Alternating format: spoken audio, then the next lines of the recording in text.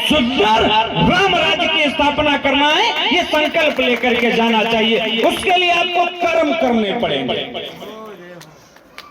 कथा को सुनने से भला नहीं होगा, कथा को सुनकर के अपने अंदर उतारना पड़ेगा, त्याग करना पड़ेगा, परिश्रम करना पड़ेगा, संकल्प लेना पड़ेगा, कठिनाइयां झेलनी पड़ेंगी, यातनाएं झेलनी पड़ेंगी, लोग तरह तरह के ताने मारेंगे, उपहास करेंगे, उनको झेलना पड़ेगा। लेकिन अंततोगत्वा विजय आपको मिलेगी अगर आप संकल्प ले लेंगे। उसके लिए कर्म करना पड़ेगा। ये सामने भगवान गोवर्धन की प्रतिमा बनी, भगवान गोवर्धन की प्रतिमा बनी।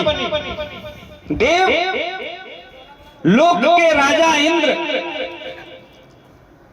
कह रहे थे कि मेरी पूजा होगी, मेरे सिवा किसी और की पूजा नहीं होगी।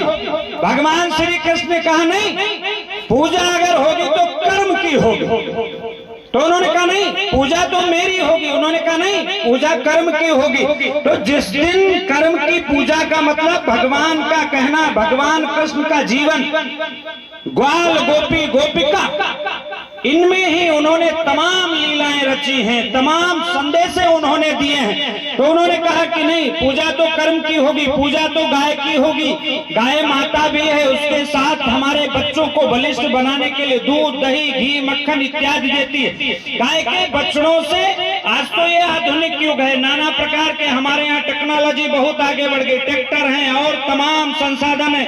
लेकिन किसी जमाने में, किसी युग में हमारी जीविका का जो स्रोत था, जो हमारी जीविका की व्यवस्था थी, वह गाय के बछड़ों से ही हमारे गांव के खेतों में खेती किसानी करके अनाज पैदा किया जाता था।